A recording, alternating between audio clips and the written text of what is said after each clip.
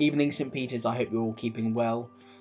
Today's daily devotional comes courtesy of John 11, verses 1 to 16. And can I encourage you to have the whole chapter in front of you as we read, because I'll be referring to it as well. Let's read. Now a man named Lazarus was ill. He was from Bethany, the village of Mary and her sister Martha. This Mary, whose brother Lazarus now lay ill, was the same one who poured perfume on the Lord and wiped his feet with her hair. So the sisters sent word to Jesus, "Lord, the one you love is ill." When he heard this, Jesus said, "This illness will not end in death. No, it is for God's glory, that God's Son may be glorified through it." Now Jesus loved Martha and his sister and Lazarus. So when he heard that Lazarus was ill, he stayed where he was 2 more days. And then he said to his disciples, "Let us go back to Judea." "But Rabbi," they said, "when you were there a short time ago, the Jews tried to stone you, and yet you're going back?" Jesus answered, "Are there not 12 hours of daylight? Anyone who walks in the daytime will not stumble, for they see by this world's light.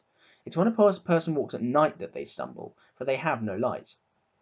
After he had said this, he went on to tell them, "Our friend Lazarus has fallen asleep, but I am going there to wake him up." His disciples replied, "Lord, if he sleeps, he'll get better." Jesus had been speaking of his death, though, but his disciples thought he'd meant natural sleep. So he told them plainly, "Lazarus is dead, and for your sake I'm glad I was not there, so that you may believe. But let us now go to him." Then Thomas, also known as Didymus, said to the rest of the disciples, "Let us also go, that we may die with him." Now I think you know what happens next. Lazarus is raised from the dead, and Jesus is glorified that, and people come to know him. And then the chief priests use that as an excuse to arrest and kill Jesus. But upon first reading this story, I found it quite confusing. I don't know about you. Jesus stays where he is, and then he goes to Bethany. He tells a funny story about falling over, and then Lazarus is not just ill but dead.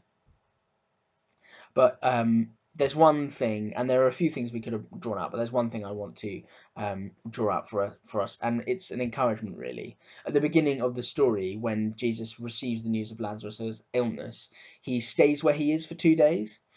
And later on in the chapter, as you'll see, Jesus really knows the will of the Father for this terrible situation that's facing him and his friends.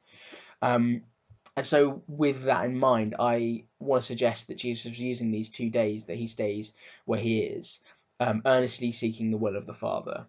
And then and this will is that he should go to Bethany, that he should raise Lazarus, and that people might come to know the Father through him. And as I said earlier, it's also directly leads into his passion. And Jesus explains that decision with the odd story about falling over. But in this context, however, we can read this story as Jesus encouraging the disciples to walk in the light, and therefore to walk in the giver of the light, to work out and follow the will of the Father. And so I want to encourage us all to follow Jesus, to earnestly seek the will of the Father through refreshed rhythms of prayer and fasting as we self-isolate. And I just pray that the way we gain deep intimacy with him, and a desire to know his will, and that we may grow in knowledge and love of Jesus, and that through us the Son of God might be glorified by our response. Have a blessed evening.